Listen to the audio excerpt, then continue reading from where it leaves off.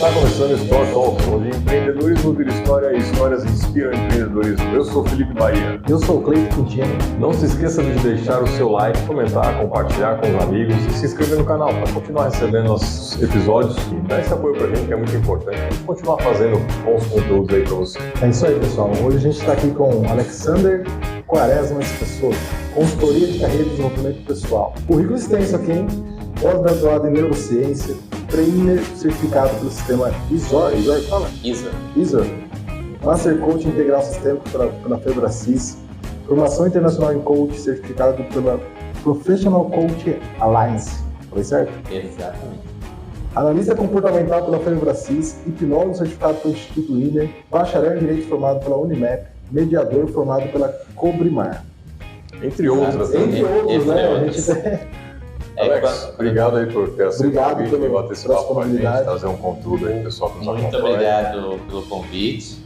Eu gostei muito de abordar esse tema de empreendedorismo com vocês, porque é uma coisa que, além de estar em alta, né, no mercado, eu acho que todo mundo está indo um pouco para essa via nesse momento. Então, compartilhar esse assunto, falar sobre ele, vai ser muito bacana. Eu tenho uma pergunta aqui de início. Do direito para o coach, como foi essa transição? Por que disso? Como que aconteceu? O coach e todas as vertentes que você trabalha em cima disso, obviamente, né? Isso. Bom, eu já estou no mercado há mais de 20 anos. Quando eu me formei e iniciei a carreira como advogado, eu já me interessei pela advocacia empresarial. Eu comecei a atender empresas, comecei a dar assessoria para empresas e nesse início de carreira, né, todo mundo faz uma ideia que a advocacia é uma carreira assim, incrível, maravilhosa, e na verdade ela consome muito tempo. Eu chegava a trabalhar 10 horas por dia, e às vezes levar trabalho para casa no final de semana para dar conta. Para vocês terem uma curiosidade, um processo hoje no Brasil ele demora de 4 a 8 anos na média. Então, quando você pega um processo para trabalhar, você já sabe que você tem 4 a 8 anos para frente naquele processo, né? Se você tem 100 processos, você já pode fazer as contas, né? Então, assim, é uma visão da advocacia que as pessoas não têm. E, de repente, eu me vi nessa rotina, né? Corrida, sem tempo, sem vida, muitas vezes, em alguns momentos, né? E eu falei assim, puxa, eu amo o que eu faço, mas o que eu faço não vai me levar aonde eu quero, né? E você chega num limite da sua capacidade produtiva também, né? Então você tá com a agenda cheia, trabalhando inclusive aos sábados de manhã e acabou, você não consegue passar daquele nível de produtividade. E eu comecei a me analisar, né? E já nessa época, no início da carreira, os donos de empresa, os gestores já me chamavam e eles já me consultavam de diversos assuntos. Por exemplo, tivemos um desentendimento aqui entre um coordenador e um subordinado. O que você acha nessa questão? Quem está certo, quem está errado? Olha, eu penso assim, o meu sócio pensa assado. Como que a gente poderia chegar num consenso? Então, já trazendo um pouco dessa consulta, né? Psicólogo empresarial. É quase isso, mas todo advogado tem um tino de psicólogo, né? E aí, assim, um dia, um dono de uma empresa que eu dava assessoria, ele falou assim, Alex, eu gosto muito de consultar você sobre algumas questões aqui da empresa, não só na parte jurídica, né? Eu acho que você leva jeito para isso. E aí eu falei assim, bom, muita gente já me disse isso, né? Então vamos levantar essa questão. Despertou alguma coisa. Despertou. E aí eu fui fazer um teste comportamental na época. Mas aí eu já tinha mais ou menos 8 anos de advocacia, né? E sempre ouvindo isso das pessoas, dos clientes, né? E eu fui fazer um teste comportamental e lá veio uma grande capacidade analítica para com pessoas, comunicação, criatividade, capacidade resolutiva, e veio uma porção de coisas lá para trabalhar com pessoas. Eu falei assim, puxa, mas eu gosto tanto do que eu faço, né? Mas veio aqui um forte tino para trabalhar pessoas. E na época, por coincidência, eu ganhei um livro, né, de presente de um colega, que é do Simon Sinek, e tem uma frase no livro que ele coloca logo no começo, que é: quem não entende de pessoas não entende de negócios. E essa frase bateu muito forte em mim, eu falei assim, tá aí, eu não preciso mudar o que eu faço, eu só preciso fazer de forma diferente, né? Isso já tem a ver com empreendedorismo, né? E aí eu falei assim, bom, eu vou continuar minha consultoria de empresas, mas eu não vou oferecer só o jurídico. Eu vou pegar o jurídico, vou delegar, né? Vou trazer alguém para trabalhar na equipe com o jurídico e eu vou ficar com pessoas. E eu comecei a empreender nesse momento, passando o jurídico para outros profissionais, outros advogados que estão trabalhando para mim, e eu comecei a me embrenhar e comecei a fazer cursos, comecei a buscar palestras, especializar ler livros, em pessoas e buscar esse conhecimento sobre pessoas. Legal. Legal, jornada, né? Não existe negócio sem pessoas, né? Sim. Por trás de todo CNPJ tem pelo menos um CPF, né? Exatamente, são CPFs que formam o CNPJ, né? Sim. Eu brinco que você tem sempre dupla personalidade, né? Quando você abre uma empresa. Tem que pensar com duas cabeças, assim, ou múltiplas, se tiver mais negócio. Bem legal, né? Porque não é todo advogado que tem esse tato e que transmite essa imagem que você transmitiu para os seus clientes, né? Normalmente o advogado, e aí sendo pré-conceituoso, eles têm uma distância. Normalmente eu mando uma situação, uma demanda para os advogados que nos atendem, é bem seco, olha, que você vem para cá. Não tem esse tato. Eu imagino que essa proximidade que trouxe esse feeling do teu cliente de fazer esse... Eu sempre gostei de dar assessoria para as empresas, indo na empresa, né? Fazer em company o meu trabalho, conversando com gestores, perguntando como estão as coisas na empresa, aquela coisa mais, assim, mais pessoal mesmo, sabe? Próximo mesmo. E isso é que acabou me levando a ser percebido de uma outra forma pelos meus clientes, e eles trouxeram essa visão para mim. Que legal, muito bom. E hoje você trabalha com qualquer tipo de empresário, qualquer tipo de pessoa que queira empreender, ou você tem ali o que eu quero dizer assim, tem uma idade que você qual é a tua persona? Já chegou aqui, quer falar comigo, quer empreender, senta aqui que a gente vai conversar. Eu trabalho com dois nichos, né? Tanto a pessoa que ela quer empreender, né? E eu trabalho com intraempreendedorismo também, ela quer empreender dentro da empresa, ela quer crescer dentro da empresa, né? Então ela quer empreender em cima do CNPJ da empresa, que não é dela, ou quer montar o próprio negócio. Essa é a primeira situação, né? E a segunda situação é já a empresa constituída no mercado que quer melhorar todo o potencial dela, toda a produtividade dela, quer empreender melhor. Então aí a pessoa que já encontrou o nicho, já está trabalhando naquilo que gosta e ela só quer buscar crescimento, aumentar os números. Então eu vou para essas duas linhas, esses dois vertentes. E você dá treinamento também para funcionário dessas companhias? Sim, sim. Aí nesses anos, eu comecei lá atrás, né, empreendendo e dando esse acréscimo na minha consultoria para as empresas, sem pretensão de dar treinamento, nada. Mas aí com o tempo, eu fui agregando outros profissionais, por exemplo, eu trouxe psicóloga para trabalhar comigo, para trabalhar também na parte de recrutamento e seleção de candidatos, né? Eu trouxe alguns outros profissionais e parceiros ali para começar a desempenhar uma assessoria mais completa. Então hoje eu vou desde a área de recrutamento para a área de orientação aos gestores, a área de treinamento dos colaboradores, e a gente tem um alcance muito grande e ainda tem o preventivo jurídico. Bem completo, né? Diversifiquei bastante. Eu ainda penso em diversificar mais ainda. Então você tem uma equipe hoje, você não trabalha sozinho, e cada um tem sua função específica ali, mas trabalha em conjunto. Legal. Exatamente. Eu fico com a parte de pessoas que se tornou uma paixão. No início eu não percebia muito esse talento em mim, mas depois eu comecei a olhar para ele e vi que realmente eu gosto disso mais do que tudo ali dentro do meu negócio. Isso é legal, porque você se identificou, né? Por mais que você tenha uma formação em direito e outras especializações, você foi entendendo, não, é isso aqui que eu gosto, e conseguiu ir para aquilo. Porque a maioria das pessoas tem a ilusão, né? Tem que trabalhar, tem que fazer aquilo que eu gosto. Nem todos conseguem, são poucos. Você talvez tenha identificado isso. O importante, mais do que isso, talvez seja gostar daquilo que você faz. Por mais que não seja a sua escolha, não é a primeira opção, mas, isso aqui é legal, eu gosto, me desenvolvo, né? Agora você teve essa chance de escolher e se identificar numa área que você gostava mesmo. Soube fazer a transição, né? Você não abriu mão do jurídico ainda. Você imagina que você dê palpite ali, o pessoal fica, isso aqui... Dou uma ideia, dou uma revisada, dou um pitaco aqui, outro ali, né? Mas ainda o jurídico acontece sobre a minha coordenação, mas eu estou 90% com pessoas. A execução, efetivamente, você faz com pessoas hoje. Exatamente. Na verdade, ele faz a parte mais difícil, né? Lidar com pessoas. Lidar com pessoas é a parte mais difícil. E, assim, e recentemente eu trouxe para o meu negócio, né, para minha empresa, a parte comportamental. Então, hoje a minha empresa também pega uma pessoa que ela quer empreender, mas não sabe no que, e faz um processo analítico com ela, mapeia todas as habilidades dela para explicar para ela quais são as possibilidades, quais são os melhores caminhos para ela empreender. Quase um vocacional. Quase um vocacional, né? Mas o vocacional tradicional, sim, ele vai indicar que você tem que empreender em humanas, em exatas e, né, blá blá blá. E eu não, eu vou mapear as habilidades e até dizer assim, quais são as profissões que mais vão utilizar todo esse arcabouço de habilidades.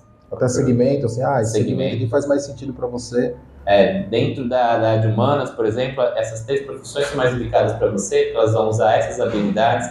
E nesse mapeamento comportamental, eu descobri muitas coisas assim, que até para mim foram reveladoras. Por exemplo, a gente sempre pensa, se você falou, né, a gente sempre pensa em fazer algo que gosta, mas esse algo que gosta é baseado naquilo que a gente conhece sobre a gente. Também. E aquilo que a gente não conhece, né? Então hoje nós temos aí tecnologia e ciência que mapeia até as habilidades que nós não desenvolvemos.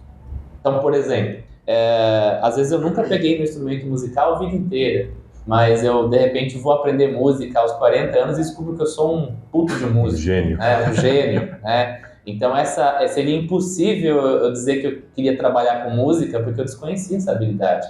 E hoje existe testes, né, que conseguem mapear até o que você não desenvolveu. Então, te dá perspectiva. Como que funciona mais ou menos esse teste, Cindy? Olha, fazer já, né? Não, cara, eu achei interessante porque é o que ele falou. A gente se propõe a fazer aquilo que a gente conhece, aquilo que a gente não conhece. É um dom latente, tá lá, tá lá. Uma habilidade que está ali adormecida e você não teve o estímulo, sim, então você nunca vai imaginar em fazer alguma coisa em cima dela, né? Olha, esses testes, assim, você é analisado por uma psicóloga, tá? Você vai ser analisado, fazer um teste comportamental, você vai fazer um teste de inteligências múltiplas, tá? E vai fazer um teste vocacional, e a gente vai cruzar todas essas informações. Então, você vai passar por 4 testes, né? E esses 4 profissionais da minha empresa vão dialogar e vão entender quais são as habilidades desenvolvidas e as latentes. Então, a gente fez até uma parceria com a FCU, né? A Florida Christian University, que é uma universidade lá dos Estados Unidos, trouxe um teste deles para cá, que hoje é um dos melhores do mundo, para mapeamento assim, de habilidades, de comportamento, e a gente aplica esse teste no Brasil. A gente é um dos poucos que aplica esse teste. Legal, homologado aí. Exatamente. E esse período, vou fazer todo um processo para identificação desses dons e talentos, vamos dizer assim, quanto tempo leva? Eu costumo fazer por etapas. Por exemplo, se a pessoa quer entender as suas vocações para empreender, o processo ele demora mais ou menos 90 dias. Porque eu gosto de fazer as avaliações, entender as habilidades junto com a pessoa e discutir as possibilidades, né? Não é só simplesmente fazer o teste, tá aqui, essas são as habilidades. Pensa aí o que dá certo e o que não dá certo para você. Testa. Não, a gente dá um material descritivo por escrito, os nossos especialistas lá da empresa vão analisar o mercado e vão ver quais profissões estão em altas, que batem com suas habilidades, vão recomendar essas profissões para você. E até vão dizer como você deveria dar os primeiros passos. Então, eu gosto de dar essa orientação inicial. Pega na mão mesmo. Pega na mão. E é um trabalho de 90 dias, tá? Você vai passar por testes e orientações. Tem pessoas que querem que você tenha o acompanhamento. Tá, legal. Eu sei quais são as minhas habilidades, quais são as carreiras que eu devo empreender, legal. Mas eu quero que vocês acompanhem. E aí eu fui obrigado a buscar outros tipos de profissionais para trazer para a minha empresa, né? Então, a gente daí acompanha dando noções de gestão, de liderança, de gestão financeira, mas noção básica, né? Sim, sim. E a gente faz esse acompanhamento inicial e monta um planejamento ali com a pessoa para que ela possa dar os primeiros passos e não errar. Legal. Não cometer os primeiros erros, né? Ou minimizar ao máximo. Erro vai ter, né? Isso não tem sempre, como, mas... sempre. O empreendedor ele nunca acerta somente, ele erra também e aprende com os erros. Né? E esse tipo de teste, ele é algo definitivo ou é algo que pode ser de momento? Por exemplo, eu estou num determinado momento da minha vida, agora minha habilidade, minhas características me levam a isso. Se eu fizer em um outro momento, isso pode mudar? Como que é? As nossas habilidades, isso a minha psicóloga poderia explicar melhor do que eu, mas vamos lá, me fazem muito essa pergunta. As minhas habilidades, elas são herdadas geneticamente, ela vem dos meus pais e dos meus antepassados. Então, os habilidades físicas, ancestralidade, elas estão no meu DNA, tá? Então, as habilidades, aquilo que eu vou ser extremamente bom para fazer, elas não mudam a vida inteira, e elas nascem comigo. O que acontece é que tem algumas que eu vou desenvolver e outras não. Então eu nunca vou conhecer essas outras que eu não desenvolvi. Mas é por isso que eu gosto de dizer para os meus clientes, ninguém é bom em tudo. Tá? Eu tenho que ter a sabedoria para delegar o que eu não sou bom e de fazer aquilo que sou extremamente bom. Mas também ninguém é ruim em tudo, né? Ninguém é ruim em tudo. Os dois extremos são...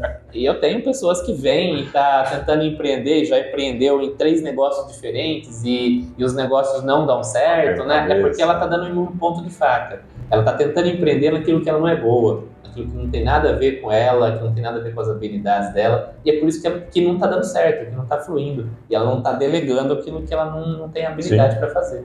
Cara, muito interessante, porque faz todo sentido, né? É o que você está falando, começar a empreender num negócio que, pô, meu amigo tá dando certo, me chamou, vou fazer também, cara, se na sua habilidade, provavelmente não vai dar certo. Sei que você entra num segmento específico, né? Mas, digo assim, dentro de uma empresa, o amigo está com o restaurante funcionando, eu não sei cozinhar, mas ele precisa de um cara no financeiro, eu tenho uma habilidade no financeiro, a gente faz uma sociedade e desenvolve. Ok, mas normalmente não é assim, né? Tudo meio embaralhado. Vai o que tem, né? Vai o que tem. Por exemplo, você é da contabilidade, né? Você comentou comigo. Uma pessoa da contabilidade, ela tem que ser mais analítica, menos emocional, ela tem que olhar as coisas mais pelo lado da lógica, ela tem que ser mais organizada, ela tem que ser uma pessoa mais disciplinada, então ela é uma pessoa mais cartesiana. Então o hemisfério esquerdo do cérebro dela, ele tem mais conexões, mais desenvolvimento, isso faz ela ser mais analítica. Você pegar uma pessoa extremamente emocional, que seria uma pessoa mais criativa, mais comunicativa, e colocar na contabilidade, ela pode fazer o curso, se formar e começar a exercer, ela não vai deslanchar. Você está se vendo aí, né? Estou me vendo aí, né? Porque eu brinco muito isso com o Felipe, de todo o programa, a gente vem conversando, já tem 70 episódios agora? 70 episódios no ar. E a gente vem falando muito sobre isso. Eu fiz contabilidade, eu caí numa empresa e eu não sabia, não conhecia outros mundos. Então eu caí lá, uma multinacional, minha família toda tem essa visão do... entra numa empresa, registra e fica ali até aposentar. Eu falei, beleza, é o que funciona. Caí lá e fiquei. E aí o diretor na época falou assim, olha, vai fazer uma faculdade? Eu falei, fazer o quê? Ele falou, faz contabilidade, que é onde você está inserido aqui, eu te promovo. Eu falei, beleza. Eu queria ganhar mais, queria dinheiro. E fiz. Meu sonho nunca foi ser contador. Só que eu tenho uma facilidade muito grande com números. Então eu caí na faculdade, eu frequentei ela, eu absorvia muito fácil o conteúdo. Quando eu saí para empreender, eu falei, cara, eu não gosto disso aqui.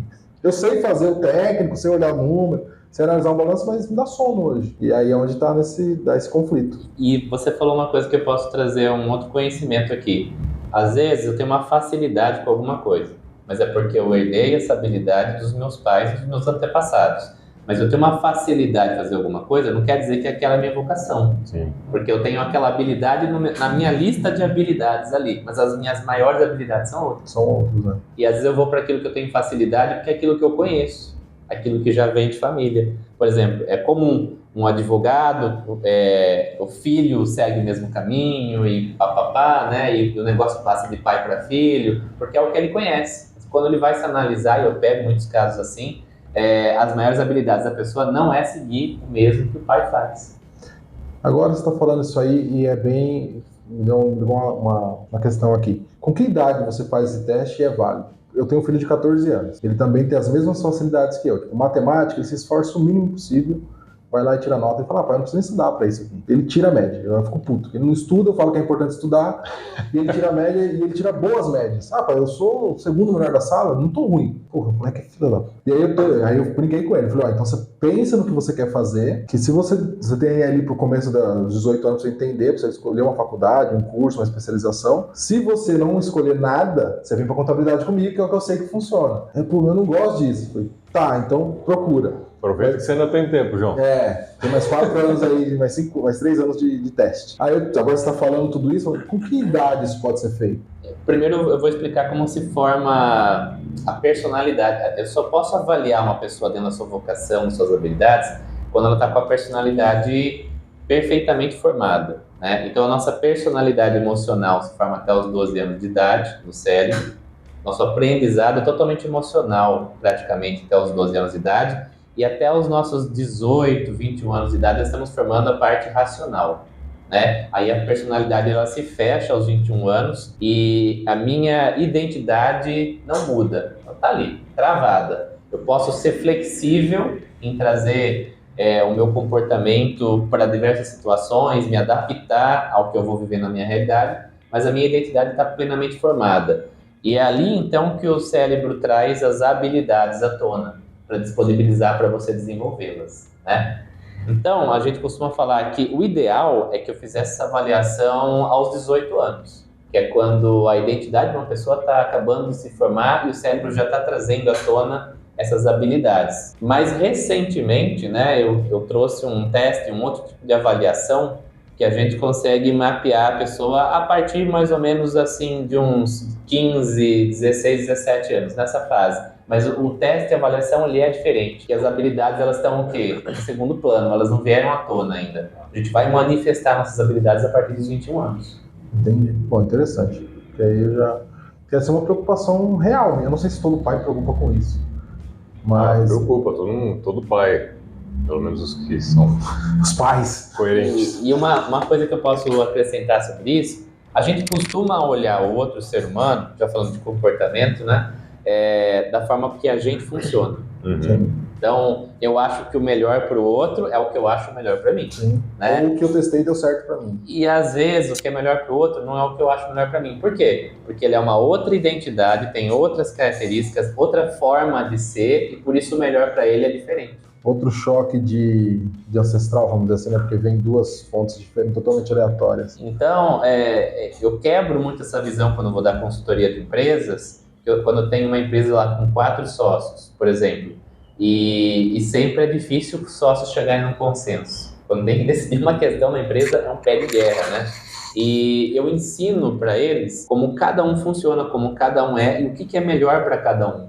Então, quando eles vão dar um voto para decidir uma questão, eles vão respeitar muito o ponto de vista do outro, entendendo o contexto de como o outro funciona. E isso traz uma forma de decidir melhor para as empresas. Podia ser consultor de casamento também, né?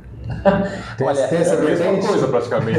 Porque a sociedade... Sociedade é quase um casamento, é um casamento de negócios, né? Mas assim, a gente pode aplicar, porque eu tenho muitos clientes que vêm falar assim, olha, eu estou aplicando o que eu estou aprendendo com você aqui na minha empresa, lá no meu relacionamento, viu? Ontem a gente terminou um curso ontem sobre a parte comercial e a professora falava muito isso, né?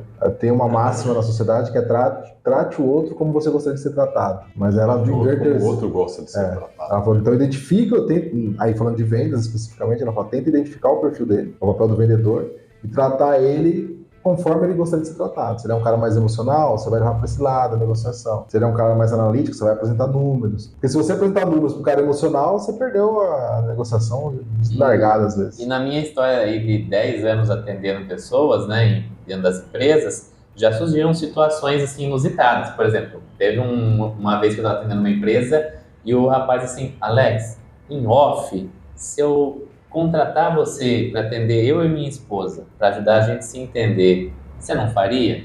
Falei, olha, não tem nada a ver com a minha área, assim, né? Claro, comportamento pode ajudar muito uma relação, né? Não, mas eu gostaria muito, eu conversei com ela, já topou tal, e a insistência foi tanto que eu acabei atendendo o casal, né? Não tem muito a ver com a minha atuação ali, e acabei ajudando eles, assim, demais. Até hoje, às vezes eu cruzo com ele na rua em algum lugar, ele fala, ô Alex, salvou meu casamento, e ele fala, ele me cumprimenta, né? Cara, isso é legal. E assim, então, claro, dá para aplicar esse comportamento para a gente ajudar um relacionamento, dá para aplicar esse comportamento para melhorar como um pai e uma mãe educam um filho, dá também, né? Porque quando você compreende o outro, você começa a entender o que é melhor para ele. Eu imagino que seja, o princípio é o mesmo, que você está lidando com pessoas, não importa se é colega de trabalho, sócio, esposa, Subordinado. filho, é pessoa. E empresas também é muito importante. Como que eu vou colocar um gestor para liderar ali uma equipe de, sei lá, 40 funcionários, por exemplo, se ele dá a ordem e o comando no mesmo tom para todo mundo? Ele não entende como cada um funciona. Sim, a personalidade de cada um, né? Então eu chego nas empresas, eu mapeio a equipe, né? Eu falo, olha, quando você quiser obter algo com urgência de fulano, você age assim. Quando você quiser obter algo com urgência de ciclano, você age assado. Quando você precisar que esse aqui seja mais responsável, você repreende ele assim. Esse aqui, você repreende de outro jeito, né? Então, cada pessoa vai responder ao estímulo de uma maneira diferente. E qual o limite disso entre comunicação e manipulação? Porra, tava na minha cabeça. Olha, assim, Comunicação. eu sei como o outro vai reagir àquele estímulo, mas desde que eu crie um clima organizacional determinado, né, saudável, né? Quando a pessoa está fora de um clima organizacional saudável, ela vai se sentir pressionada, vai se sentir persuadida, isso não vai funcionar. Pode ser um clima abusivo. Exatamente. Então, é que a empresa ela já olha para o clima que tem entre as pessoas, já tenta construir um ambiente de trabalho ali de uma maneira mais adequada, e eu passo essas recomendações, e aí tudo se torna mais leve, né? Mas é um conhecimento, por exemplo, atualmente, o que eu ando fazendo mais, né? Eu ando trabalhando muito essa parte de gestores, né? Uma estatística para vocês. A cada 10 gestores, 7 não têm total competência para liderar pessoas. Ah, sim. Eles só têm conhecimento técnico, né? Mas não têm um conhecimento Liderança interpessoal. Zero, né? E melhora demais quando ele começa a entender quem é a equipe dele, como funciona cada um ali, para ele conseguir dialogar de uma forma melhor. Você fez formação também em hipnoterapia. Sim. Você chega a aplicar isso ou foi mais um conceito para você se entender? Eu gosto muito de entender como as coisas funcionam. Isso é uma coisa que eu sempre tive, né? E quando eu vi que a hipnoterapia poderia me ajudar no seguinte sentido. Muitas pessoas, por exemplo, um gestor, dono de uma empresa que eu atendi lá em Botucatu, uma empresa com 80 funcionários, ele tinha medo de falar em público. E ele era o dono da empresa. É um dos maiores medos, né? E aí, assim, poxa, da onde vem esse medo? Será que eu posso ajudar? Né? E aí eu fui buscar, eu nunca quis ir para o lado da psicoterapia, não tenho pretensão de ser psicoterapeuta, mas a hipnoterapia, ela ajuda você a entender onde surgiu o trauma e como a pessoa pode se ajudar, né? Por exemplo, tem a hipnose ericksoniana, que são exercícios que você faz com você mesmo para melhorar travas que você tem. Legal. E aí eu trouxe isso para o meu trabalho. Olha, você tem medo de falar em público, ok. Vou te passar alguns exercícios que podem te ajudar, né? Mas você tem que praticar, ok. E aí isso facilitava ali o processo dele se comunicar em público. Ele fazia alguns exercícios antes de falar com a equipe, antes de ter uma reunião, né? Então eu trouxe mais para isso.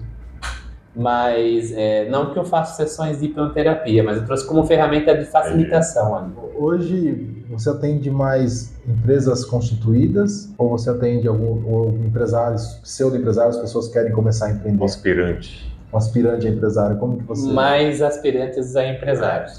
Eu tenho grandes empresas que eu atendo, que eu acompanho já, essas grandes empresas já há alguns anos, né? 4, 5 anos ali acompanhando os gestores, mas aí eles já estão gabaritados, né? Eu já ensinei muita coisa para eles, é só quando acontece uma questão pontuada ali que eles me chamam. E a maioria das pessoas que querem empreender, não sabem no que devem empreender, não sabem que caminho profissional querem tomar, então até tem uma certeza, mas não se sente pronta. Quer saber, poxa, o que eu preciso aprender para ser um bom empreendedor? Eu sou procurado por essas pessoas. Facilita o processo, né? Pessoas, né? Temos medos, temos inseguranças, temos inabilidades. É complicado. Mas ainda bem que existe alguém assim, porque eu nunca tinha ouvido falar de um trabalho desse, assim, principalmente da identificar as habilidades. O teste vocacional é um negócio bastante difundido já, mas também são poucas pessoas que fazem, poucos lugares que aplicam. Eu não sei se traz um resultado efetivo. Como você disse, ele te traz uma área, isso é muito vasto. Você tem um leque de opções. Que fosse um pouco mais específico, tá? Você vai ser contador, você vai ser engenheiro, Tá, mas que área de engenharia? Tem 1 milhão de coisas diferentes para fazer. Sim. E dentro disso pode variar muito, né? E uma curiosidade, na pandemia, eu acabei empreendendo no meio digital também. Então, hoje eu consigo fazer essa avaliação remotamente.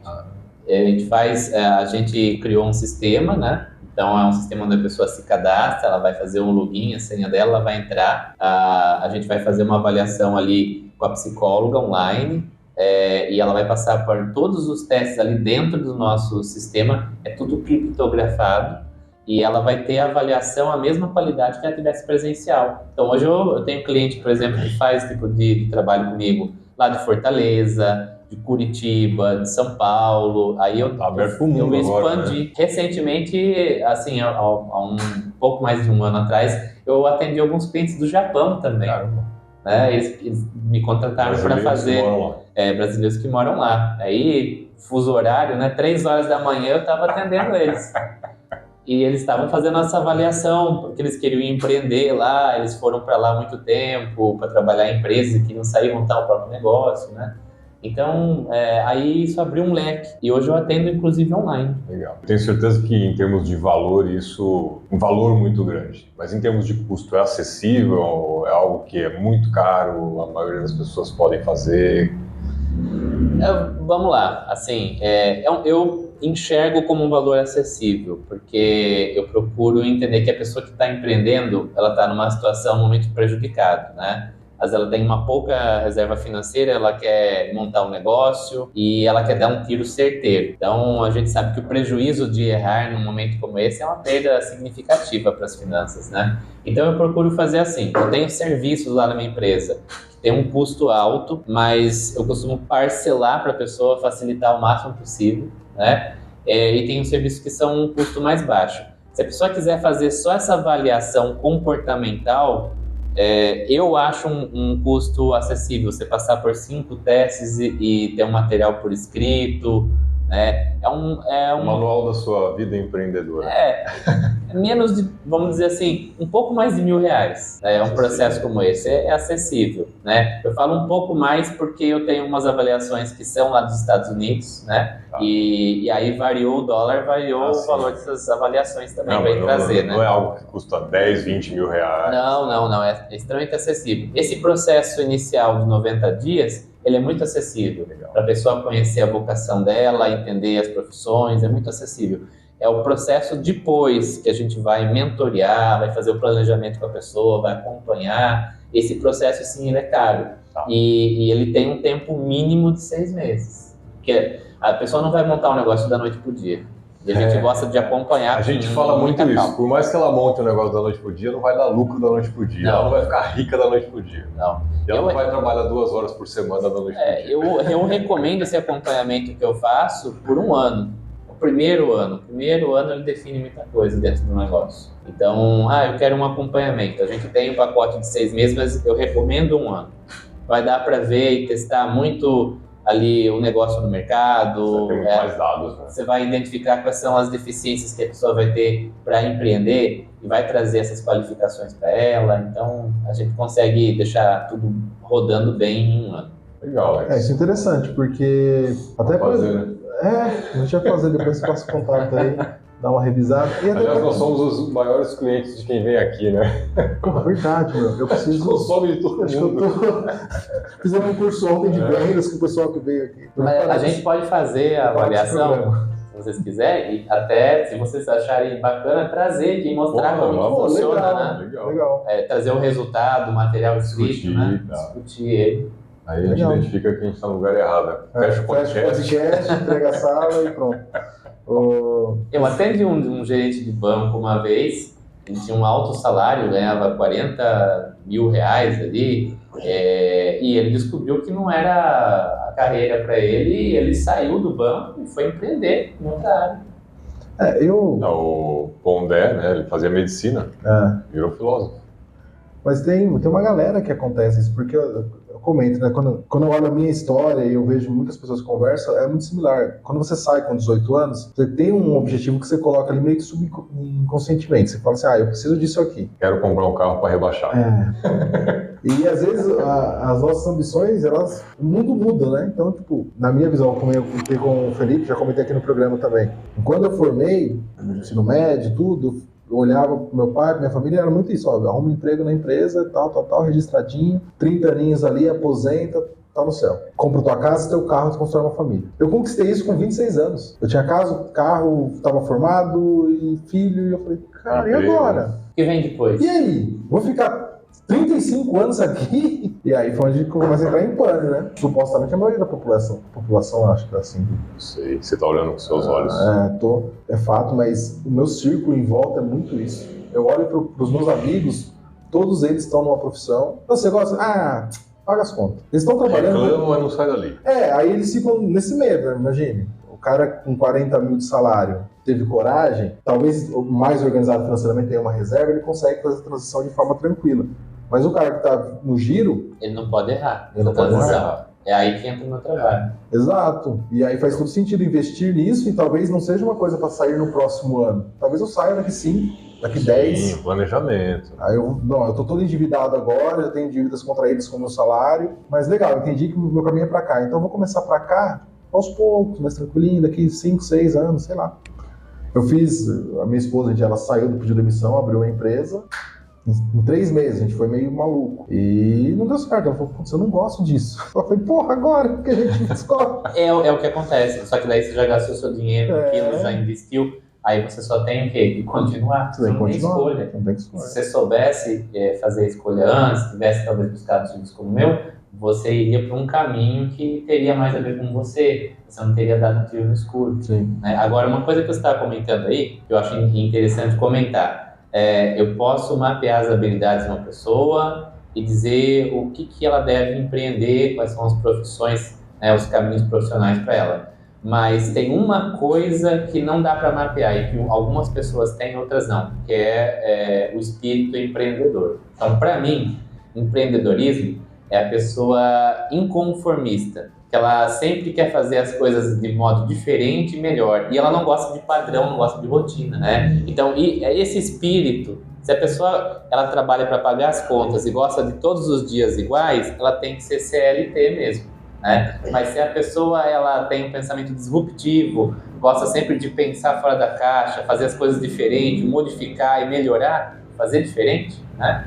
Essa pessoa ela tem um espírito empreendedor, então ela sim tem toda uma energia para empreender, e aí ela deve buscar o que é mais adequado para ela, fazer um processo aí de mapeamento, e isso vai funcionar para ela. Então, às vezes as pessoas elas também me procuram, a primeira coisa eu bato um papo com a pessoa e vejo se ela tem esse espírito empreendedor nela. Às vezes ela quer empreender, mas ela quer rotina, ela quer pagar conta, e ela não tem esse pensamento disruptivo, né? E a gente sabe que empreender é altos e baixos, tem que ter muita resiliência, muita criatividade, você tem que se reinventar milhões de vezes. E se a pessoa não tiver isso no sangue dela, empreender não é para ela. Mas você acha que isso não é uma habilidade que daria para desenvolver? Muito intrínseco mesmo? É muito intrínseco. A gente tem pessoas que elas funcionam, a gente chama isso na neurociência de pessoas cíclicas. Então, vocês até podem conhecer pessoas assim. Quando vai num restaurante, pede sempre o mesmo prato.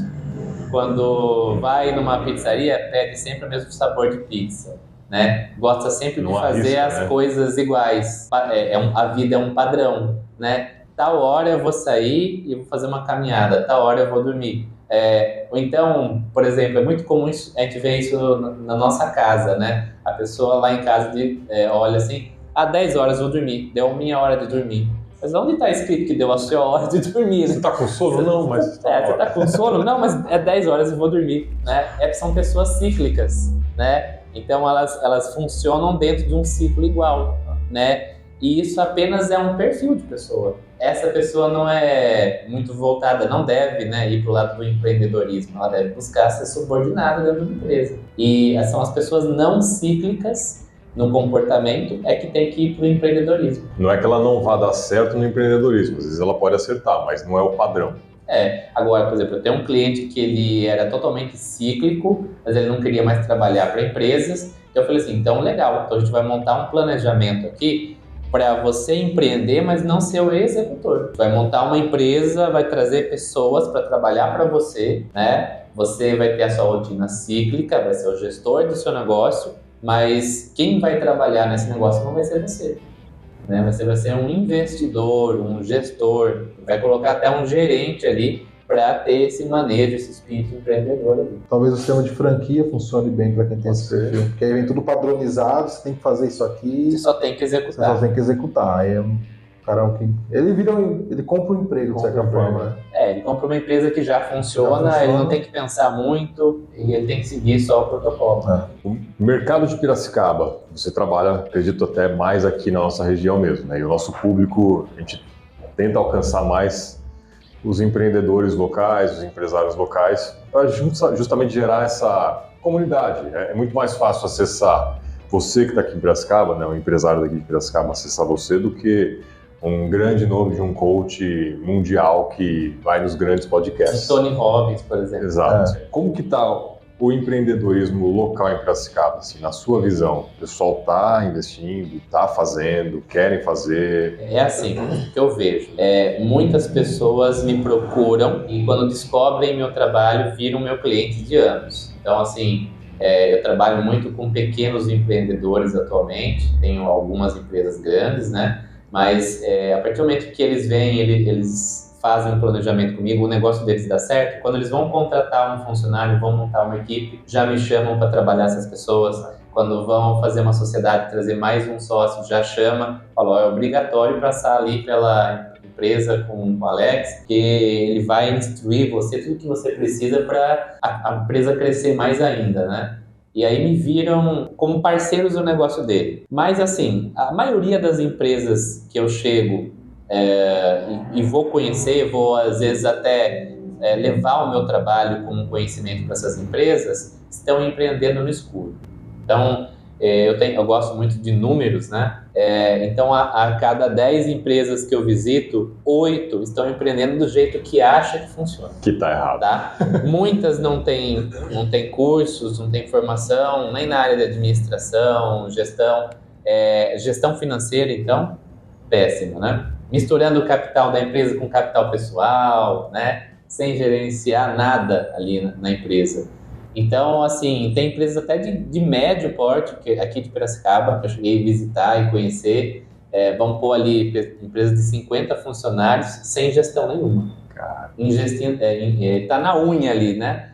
Vai se adaptando, vai fazendo do jeito que dá. Então, assim, Piracicaba tem muito, mas muito potencial, mas talvez não está tendo esse acerto no empreendedorismo, porque está todo mundo fazendo do jeito que acha que funciona. E se existem livros, se existem cursos, se existem profissionais do mercado, né, não é à toa. Então, eu falo, o dentista não existe só para cuidar do dente que dói, mas ele existe também para você não ter o problema no dente. Prevenção, né? Prevenção. Então, eu tenho que começar a enxergar os profissionais do mercado, por exemplo, um contador, né? Eu tenho que ir no contador para aprender a organizar as minhas finanças, para mim não precisar de contador no momento de grandes problemas financeiros. Esse é um fato, assim, eu falo muito para alguns. Eu gosto do cliente bagunçado, porque eu consigo cobrar mais caro. Porque se ele tivesse feito desde o começo certinho, muito mais barato. Eu teria uma cobrança. Vou dar um exemplo para vocês aqui específico de um nicho de mercado para contabilidade que é o MEI. O MEI ele paga R$70 de imposto. E a contabilidade dele, para levar certinho, com orientação mensal ali, é um atendimento mais pontual, ele vai gastar uns R$100, R$150 por mês. Esse é o mercado de contabilidade que o contador vai cobrar de um MEI para dar uma assessoria básica. Muitos MEIs se recusam a isso. Esse ano, eu atendi 5 MEIs que estavam largados há 5 anos. E então, a dívida deles com a receita de uma pancada só estava na faixa acima de R$5.000 e eu cobrei R$2.000 para regularizar. Ele ficou 5 anos sem gastar nada, tem uma dívida, o CNPJ foi bloqueado, e aí normalmente ele descobre isso quando alguém pede uma nota, a pressão, você emite nota, emite, e quando vai emitir, não emite. Aí dá um desespero, porque ele trabalhou 5 anos no escuro, mas estava girando. Ele fica muito mais caro, dá uma correria, dá um estresse, então a prevenção sempre é o melhor caminho, né, para tudo, todos os segmentos. Mas agora, nessa parte da consultoria de preventiva, o empresário, acho que ele não está... Ele não está aberto em Piracicaba. Mas não é só em Piracicaba. Mas eu ia falar isso. Eu acho que Piracicaba é um ponto, mas é um reflexo pro resto do Brasil. Porque... Assim, porque eu atendo São Paulo, agora desde a pandemia atendendo online, né? Eu atendo muitas outras cidades. Eu vejo que essa mentalidade, ela é meio que, assim, coletiva. Né? Eu vou tentar fazer, se não der certo, aí eu procuro alguém para me ensinar onde eu errei. E aonde que a gente cai de novo? Educação. Tinha que ter isso no ensino médio, né? Você já mapear o pessoal ali no ensino médio, o molecada já sair. Ok, se desse para fazer isso. Não fazer isso. Mas pelo menos ensinar ali uma gestão financeira. Né? Sim. Não, mas eu falo assim, no ensino médio, não só o mapeamento, falar você vai ser um empreendedor, mas ao longo dos 3 anos ir desenhando, olha, tem isso aqui, essa é uma possibilidade. Para cá é assim, esses são os riscos. Lá nos Estados Unidos, né, em Yale, Stanford, as grandes universidades lá, elas costumam trabalhar essa política. Então elas vão, assim, nos ensinos fundamentais, intermediários, porque assim, lá tem muito a questão do futebol americano, né? Então eles querem os melhores alunos e os melhores jogadores. Basquete também. Então eles têm os headhunters. Então eles vão, né, no ensino médio, fundamental, para identificar as pessoas que eles acham que são boas. Eles vão fazer um mapeamento, vão realmente certificar que aquela pessoa pode ser um grande potencial, pode ser um grande profissional na faculdade também, no esporte, né? E vai oferecer, e vai acompanhar a trajetória dele até na faculdade, oferecendo para ele uma bolsa. Então, então isso tem lá nos Estados Unidos, nisso. Mas eles usam muito na política de headhunter, né? As faculdades elas disputam para ter os melhores, para que levem o nome da universidade. Fala assim que às vezes é só copiar o que funciona, que talvez a gente estaria anos-luz à frente, né? O Brasil tem um mercado muito grande de futebol. Então, todo estudante joga futebol praticamente, a grande massa. A gente poderia aplicar isso aqui. Mas normalmente aqui é só o cara que joga, o filho joga bem, aí o pai leva até o clube, é invertido o processo. Ao contrário, você tem que aqui apresentar o seu filho, né? Se você for uma pessoa que tem, o filho de uma pessoa que tem, você tem uma habilidade de futebol, mas o teu pai não tem contatos dentro do futebol, a chance de você dar certo é mínima. A não ser que seja um ET. Mas é o oposto. Lá não, lá eles estão indo em todas as escolas da região ali e estão buscando, né? Então, é que o modelo de negócio é diferente, né? A mentalidade de lá já é diferente. É totalmente diferente, né? Lá é pró-desenvolvimento, aqui é... Uma curiosidade, você falou de futebol, uma curiosidade.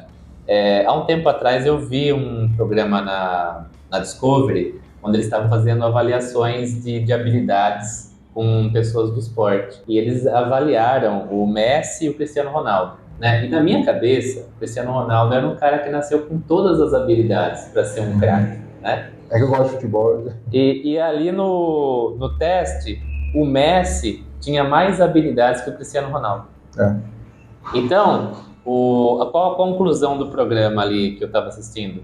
Que o Cristiano Ronaldo ele tem que treinar esse tanto que ele treina, porque ele treina o treino normal de todo mundo, depois ele treina ainda o treino a mais, ele tem um espaço de treino na casa dele, ele treina tantas horas a mais que todo mundo para ser tão bom, porque ele não tem todas as habilidades. E o Messi, ele faz o treino normal igual todo mundo, e ele tem um nível de futebol ali próximo do Cristiano Ronaldo, treinando menos.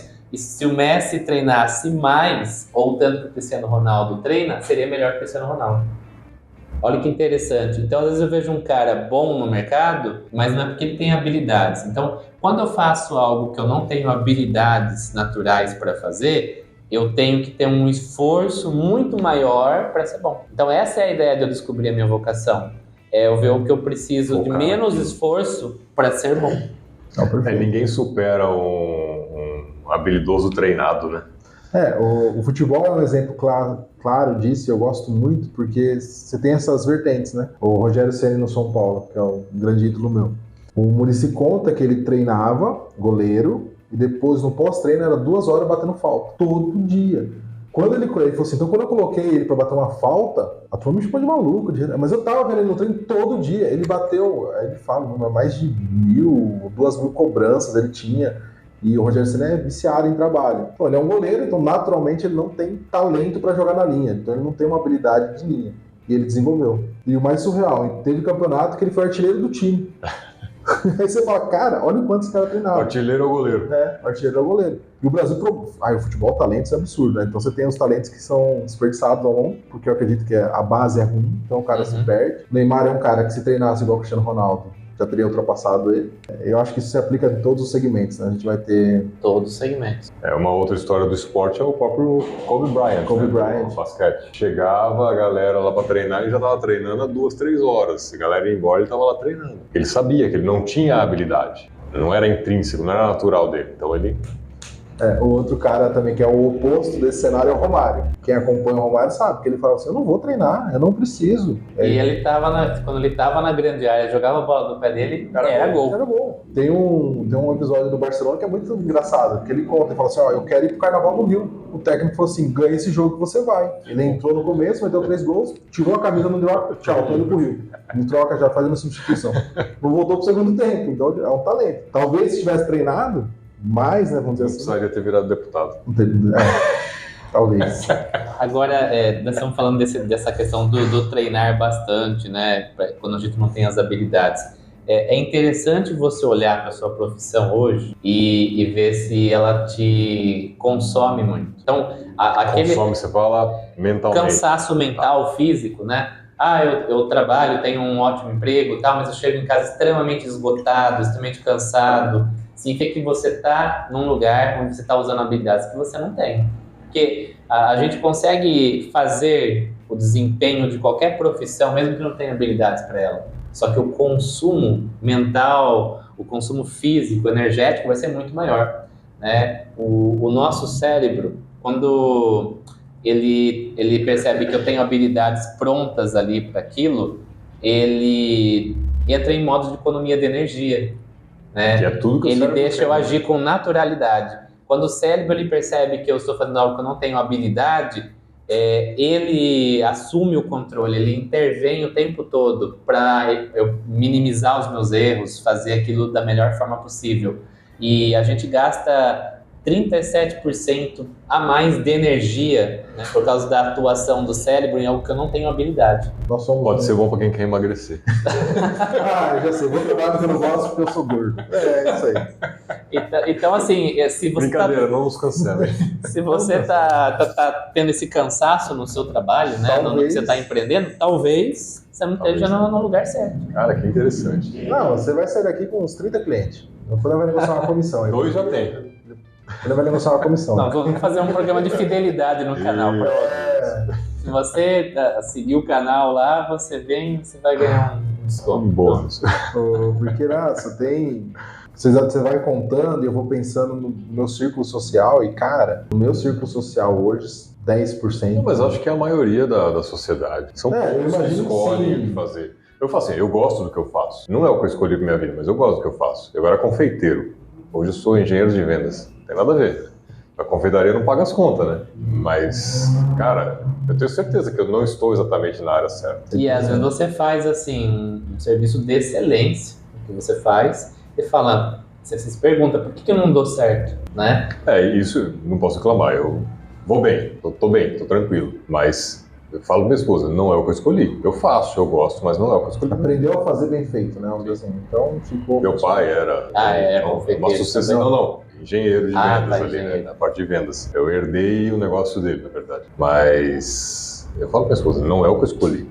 Faço, gosto, estamos bem financeiramente, mas se fosse para escolher, eu tava no navio de cruzeiro até hoje. E o bacana é que quando eu faço, tá nas minhas habilidades, eu chego em casa do trabalho com pique, com a energia lá em cima, animado. O trabalho ele é regenerador, né? Ele não te tira Não te desgasta, a energia, ele te acrescenta, né? Então isso é um feedback que eu recebo de todo mundo que eu trabalho. Alex, eu mudei de profissão, eu estou empreendendo nisso, eu estou nessa outra área. Cara, a minha energia é outra, a minha animação, a minha motivação é outra para minha vida.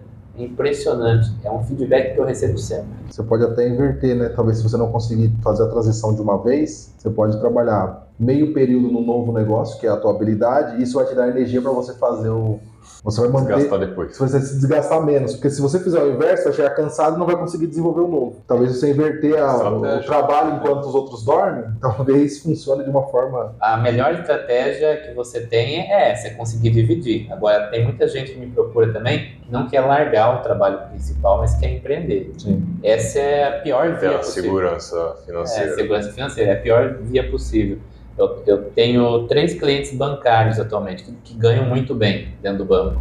E eles querem empreender no pequeno negócio, que é uma renda B. Mas a energia que eles têm para investir nesse negócio é muito pouca. Esses trabalhos aí que eles estão por fora, anda a passos de tartaruga. Para isso dar certo, só daqui 10 anos ou mais. Ou ele coloca alguém lá para tocar o negócio e só investe. Né? Aí seria mais interessante. É importante saber que tem alternativas, né?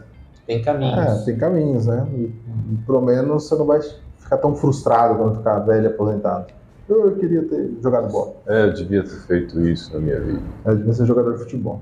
Eu falo que a gente não trabalha só por dinheiro. A gente trabalha para realizar sonhos, para satisfação. Então, a gente tem meio que um mindset do... eu tenho que trabalhar para pagar as contas, para prover a minha casa. Mas aí, ficar somente nisso por muito tempo cansa. Aí vai chegar num momento que você está mais maduro na sua vida, você vai falar assim, tá, eu consigo ser provedor da minha casa, mas eu não realizei meus maiores sonhos de vida. E meu trabalho não me deixa muito feliz, eu acho até um pouco chato. Frustrante, né? E aí eu começo a questionar, né? Então eu tenho que enxergar isso lá no começo da minha vida. Eu tenho que trabalhar em algo que me torne provedor, mas me realize os sonhos de vida e que me satisfaça. Eu tenho que juntar essas 3 coisas. Não virar um velho ranzinza no fim da vida. Muita gente chega nesse ponto aí insatisfeito, fala, eu ganhei muito dinheiro, mas... Exato, às vezes é por conta disso mesmo, né? Porque, na verdade, acredito que seja por conta disso. Você fez a vida inteira algo que você não gostava. Como que você vai ser feliz no fim da vida? Aí você fica frustrado. Talvez você tenha até um dinheiro, uma condição financeira boa, e a gente vê muito isso, muitas histórias de pessoas com muito dinheiro, e a turma tem até a piadinha, né? Se dinheiro não traz felicidade, me dá o seu e vai ser feliz. Mas tem essa situação. Tem um cliente que eu atendi, que ele é da área de estética, ele tem, vamos dizer assim, ele tem um rendimento de 200 mil por mês. Mas não é um cara feliz, é um cara frustrado com a profissão dele. Aí vem a questão, como você pode ser frustrado com 200 mil por mês no banco? Isso prova que o dinheiro não traz felicidade. E realmente não traz, né? Meu lema é: dinheiro não traz felicidade, traz facilidade. Então se o cara está em termos de rendimento de 200 mil por mês, pega uma parte e investe aqui, né? Para descobrir o que é que você realmente gosta de fazer. E aí fica mais fácil a transição, né? Não, e para mim isso é muito lógico, né? Ok, às vezes você tem que se sujeitar a fazer um trabalho que você não gosta, porque não tem outra opção, não tem o dinheiro para investir. Um momento de vida que está passando. Um teste desse, ok, eu vou ter que fazer, tem que sobreviver, tem que pagar as contas. Isso é 99% da população brasileira. Mas a partir do momento que você consegue ter um crescimento, guarda ali R$2.000, investe no teste e começa a fazer uma transição. Não precisa ser da noite pro dia, nem vai ser da noite pro dia, né, Alex? O ser humano, ele esquece desse lado que ele não é um robô. Então ele também tem sonhos, anseios, desejos, tem emoções e tudo que ele empreende na vida dele precisa atender essa realização pessoal. Mas não sei o resto do mundo, mas o brasileiro ele não consegue pensar no futuro, ele quer o futuro, mas ele não consegue planejar o futuro e é muito imediatista, né? Muito imediatista. Por isso que financiamento é um bom negócio no Brasil, para quem vende o financiamento, não para quem contrata, né? O brasileiro, assim, a maioria que eu atendo, ele chega pensando qual que é a sua preocupação principal na sua vida hoje? Boleto, né? E não deveria ser boleto. A conta que vai chegar amanhã. Deveria ser os seus objetivos, as suas metas, os seus sonhos, o que te faz mais feliz, o que você quer perseguir para ser mais realizado. Isso deveria ser a sua principal preocupação, né? Isso passa, de novo, a gente vai voltar sempre à educação, né? Educação. Porque talvez, assim, se você pega conceitos de educação financeira, de gestão, você sempre tem a premissa de poupar uma parte do que você ganha, né? Então vamos pensar assim, uma parte eu invisto, uma parte eu pago as contas, uma parte eu reservo. Então eu não vou viver com 100% do que eu ganho. Então vamos pensar que eu estou trabalhando em algo que eu não gosto, mas eu tenho uma educação financeira, uma base, e eu guardo, eu poupo para o futuro 20%. Em 5 anos naquela função, você acumula um capital que você faz a transição. Então, eu não gosto disso, mas você ficar nisso por 5 anos... Mas é o imediatismo, o cara não quer esperar 5 anos. Só que Nossa, daqui 5 anos, não, mas tudo bem. 5 anos vai chegar, mas né? se ele não tiver, mesmo que ele não tenha o sonho de mudar em 5 anos, vamos pensar uma pessoa que não tem sonho, mas ela tem a disciplina financeira, ela foi educada a poupar 20%. E aí depois de 10 anos, 5 anos, ela fala, putz, não é o que eu quero fazer. Sim. Eu tenho uma reserva que eu posso fazer uma transição. Se eu tiver só educação financeira, eu faço a transição. Mas aí o que eu vejo é que nesse percurso, quando eu tenho essa reserva financeira, surgem outras coisas que me atraem os olhos para gastar esse dinheiro, né? Então, assim, eu falo que a meta, o objetivo, ele direciona. Olha, não vou gastar porque eu tenho esse objetivo. Em vários momentos surgem boas ideias para mim fazer uso desse dinheiro, mas eu não faço, porque eu tenho uma meta. Mas quando não tenho sonhos, qualquer boa proposta no caminho, no percurso, eu já uso esse capital. Então eu não tenho essa disciplina de esperar. E normalmente essa boa proposta é um péssimo negócio. Normalmente é. Uma viagem, trocar de carro, às vezes até uma coisa que a família quer muito. Vamos comprar uma televisão maior, esse é um modelo novo. E aí São distrações que te tiram do foco daquele objetivo final, né? Se eu não tenho sonho, se eu não tenho meta, geralmente eu só ter educação financeira não me leva a guardar esse dinheiro pela vida. Ele acaba se perdendo em partes no do fim caminho. você volta pro emocional, né? O emocional Aí, por isso que eu falo, o comportamento é a base de tudo. Um cara também tem um curso voltado para educação financeira, mas a base é muito forte no comportamento, é o professor Edson. Sim. Sim, já Conhece ele? conheço. Legal, ele veio aqui Muito com a gente bom, também. Ele fala muito disso do comportamento, mas aí ele é só financeiro. O comportamento está em tudo, né? Sim. Então, se a gente quiser aplicar o comportamento, todo o conhecimento por trás, mas assim, não é só o comportamento. As pessoas que eu convivo também têm que promover esse equilíbrio, né? Então, isso também eu ensino quando eu vou trabalhar lá na empresa. Eu falo assim, a escolha de um sócio é muito importante. Se você não vai empreender sozinho, mas você vai empreender com outra pessoa, então a escolha dessa pessoa tem que ser muito importante. Porque a forma dela funcionar tem que ser algo que encaixe na sua. Senão vocês vão conduzir a empresa com 2 pesos e 2 medidas. Então, não é só, eu tenho uma super amiga de 10 anos, vamos montar um negócio junto. Não, vamos analisar como nós funcionamos para ver se a gente funciona juntos dentro de um empreendedorismo. Né? Então, negócio, né? Então, eu também presto meu serviço quando a pessoa vai ampliar um negócio, vai trazer sócios, porque às vezes eu vou chamar um cara que é super legal, tem uma formação super bacana para ser meu sócio, mas ele não funciona comigo. E aí, tem que ver essa relação. Vamos ter que discutir a relação depois. Espero que não dê divórcio. A gente tá maduro, depois a gente... Pô, se tiver até um advogado pra É verdade. Isso é bom, né? Já resolve tudo. Dissolve a sociedade. Tá bom, tá aqui outro cartão, sempre em contato com essa pessoa. Já dissolve tudo. Tem um pacote fechado.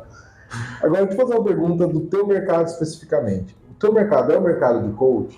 Ele tá banalizado? Como você enxerga o mercado de coach hoje? Eu converso com algumas pessoas do meu meio e às vezes eu indico. Falo, cara, faz um coach, você está numa situação... não, coach é tudo pilantra. Como que você vê isso? Porque teve um boom e o marketing digital, ele entregou tudo para todo mundo. Qual que é a tua opinião? Você está há muito tempo no mercado. Nós temos hoje no Brasil, pelo menos esse foi o último número que eu vi, 87 escolas de coach. No Brasil. No Brasil, 87. Que são reconhecidas pelo MEC, 3. Tá? Pro MEC reconhecer o coach, né, ele tem que ter uma carga horária, tem que ter uma metodologia científica e tem que ter um tempo também, né, de estudo como se fosse mesmo uma universidade, e tem que ter um trabalho de conclusão de curso, tem que ter um TCC, tem que ter um projeto de pesquisa no final. Isso tem que passar por uma avaliação. Isso para formar um coach. Para formar um coach. Praticamente uma graduação mesmo. É como se fosse uma pós. Né? Essa banalização que tem no mercado e que começou lá atrás foi de cursinhos de 4 horas, não reconhecidos pelo MEC, que soltava o cara no mercado, em 4 horas ele é coach. Sem avaliação, sem nada. Você só vem, faz o curso e dá o certificado. Né? E isso existe até hoje. Então o MEC ele não reconhece. Hoje o diploma reconhecido pelo MEC de formações de coach, ele é tão importante que ele é considerado uma pós-graduação e ele pode ser usado para abater carga horária em cursos de graduação. Eu não acho que o coaching está banalizado. Ele está banalizado por profissionais que não são sérios. Mas ainda os profissionais sérios têm muito mercado. Tem grandes empresas aqui de Piracicaba, não vou citar o nome delas, acho que não cabe, né? que tem trabalhos de coaching com elas já há 8 anos, nos gestores, nos líderes, né? As grandes empresas aqui, né? E isso já vem porque são multinacionais. Então, lá nos Estados Unidos, eles já têm um coach já fixo dentro da empresa para mentorear e fazer esse trabalho de desenvolvimento com todos os gestores e líderes. Então, quando a franquia vem para o Brasil, para ela é normal ter um coaching ali para os líderes. Já está incluído no orçamento dela. Ela já enxerga como um trabalho importante dentro da empresa. É um benefício que ela está fazendo ali dentro mesmo. Né? Exato. Então, assim, para as pessoas que têm contato com os corretos profissionais e para as empresas que já têm esse contato, essa visão, tem muito mercado. Né? O que não tem mercado é o profissional que não tem uma formação coerente. Né? Por que não tem? Porque ele vai prometer um resultado que ele não vai entregar. Então, ele vai para uma empresa, não vai dar resultado. Vai para uma outra empresa, não vai dar resultado. Então, essa banalização é por contato de maus profissionais. Mas eu mesmo já atendi pessoas que passaram por outros coaches, que não tiveram resultado, que têm uma visão muito negativa e apostaram no meu trabalho e tiveram resultado. Porque é um outro tipo de mentalidade que você adquire quando você começa o trabalho com um coach que ele tem uma formação, que tem um respaldo, né? Então, por exemplo, as nossas avaliações são todas feitas junto com universidades, né? Então, quando a gente vai avaliar o comportamento de alguém, a gente sempre traz a FCU lá de Orlando, na Flórida, sempre traz psicólogos assinando os laudos, as avaliações que a gente faz, porque é assim que um coach trabalha, né? Ele trabalha com ciência, com coisas concretas. Agora, eu já vi, por exemplo, um coach de Piracicaba que ele faz uma análise comportamental, que ele senta numa conversa de 1 hora e ele fala que sabe tudo sobre você. Resolve não sua fez vida. Nenhuma avaliação, não tem uma psicóloga na equipe dele, não tem nenhum teste, não tem nada, né? Mas eu acho que esse povo não afeta quem trabalha certo. É o que eu sempre digo para as empresas também. Se você trabalhar certo, não se baseie pela régua do outro. Quem está trabalhando errado não vai ter resultado, mas quem está trabalhando certo sempre vai ter resultado, sempre vai ter espaço no mercado. Não é a profissão, é o profissional, né? É o profissional. Então eu tenho profissionais e profissionais, né? Então acho que tem muito espaço de trabalho, tenho colegas que trabalham aqui no mercado, que também trabalham certo, tem uma formação coerente, e a gente tem muito espaço de trabalho aqui na cidade, ainda a gente não abrangeu ainda todo o potencial que tem para trabalhar aqui na cidade. Você vê, eu já estou mais ou menos há quase 10 anos e eu ainda nesses 10 anos vejo muito potencial de crescimento de trabalho ainda para trabalho de coach aqui com uma parte de carreira em empresa. Piracicaba é uma cidade crescendo, com bastante empresa, bastante mercado. Boas empresas, grandes empresas, Sim. Universidades, né? Talvez também mais. Então é importante assim, se você está fazendo o seu trabalho de forma coerente. É o profissional. Bom, se você for contratar um coach, então você já sabe o caminho. Pesquisa, não é o Zé da esquina, não é o seu primo que acabou de fazer um curso de 4 horas de coach. Cara, é uma vergonha, mas tem curso até de 1 hora. De 1 hora? De 1 hora. Você não faz uma sessão de coach 1 hora, vai fazer um curso de 1 hora. Curso de 1 hora. E o cara te dá uma apostila e você sai para o mercado.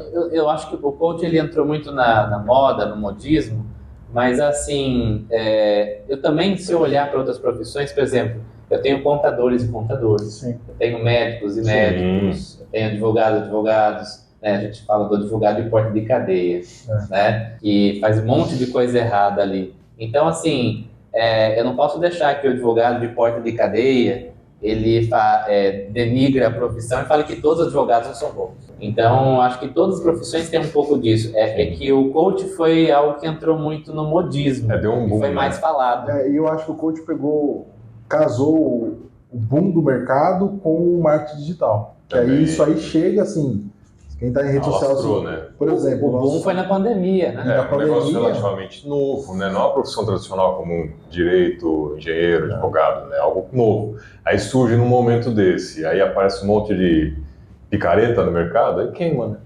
E é bacana a gente olhar, quando a gente olha para as universidades, né? Por exemplo, vamos olhar na FGV. Na FGV hoje, eu já tenho cursos ali dentro que tem disciplinas de coach. Né? Quando eu olho para as universidades de fora do Brasil, Stanford, Yale, essas universidades elas já têm cursos universitários de coaching lá dentro, né? É uma graduação, então, de certa se forma? fosse uma graduação de 5 anos, lá eles levam o coaching muito a sério nos Estados Unidos, na Europa também. Então, se fosse algo assim, vamos dizer assim, totalmente incoerente, uma universidade não teria dentro, por exemplo, estou citando a FGV porque eu conheço, não teria ali uma disciplina de coach dentro dos cursos, né? E não teríamos isso num curso de formação superior lá fora. Com certeza. Alex, passa os seus contatos, está aparecendo aqui, depois a gente vai deixando na descrição também o Instagram de vocês, mas passa algum outro telefone, endereço, como que entra em contato. Bom, o telefone acho que é o que já passou aqui mesmo, né? Mas assim, o meu principal canal de contato, se quiser, acho que é mais fácil para todo mundo, entra na minha rede social, né? @holosis.consultoria. Por que consultoria? Porque você vai ter consultoria jurídica, vai ter essa assessoria para recrutar candidatos para o seu negócio, vai ter uma assessoria para empreender e vai ter uma assessoria também para se formar um bom profissional, para ser um bom empreendedor. Pega na mão. Vai deixar Pega na mão, temos uma equipe preparada lá para atender, né? E se quiser ir tomar um café lá, só discutir alguma possibilidade, entender um pouco mais do trabalho, também vai ser um prazer receber todo mundo lá. Vocês têm um escritório físico? Sim, Onde sim. fica? A gente está ali na Dr. Paulo de Moraes, no edifício Bala Minuti. Dr. Paulo de Moraes, 5. Show de bola. Né? Já gravamos, né? Bom, já usamos alguns escritórios lá. E vocês estão convidados para fazer a avaliação lá comigo. Vamos sim. Sim, certeza. Se você ficou até agora, com certeza gostou do episódio, já deixou seu like, né? Se não deixou, agradecemos aí a sua boa vontade, que isso é muito importante pra gente manter conteúdos assim, trazer bons profissionais aí para agregar no seu conhecimento. E Semana que vem tem mais. Valeu. Até mais.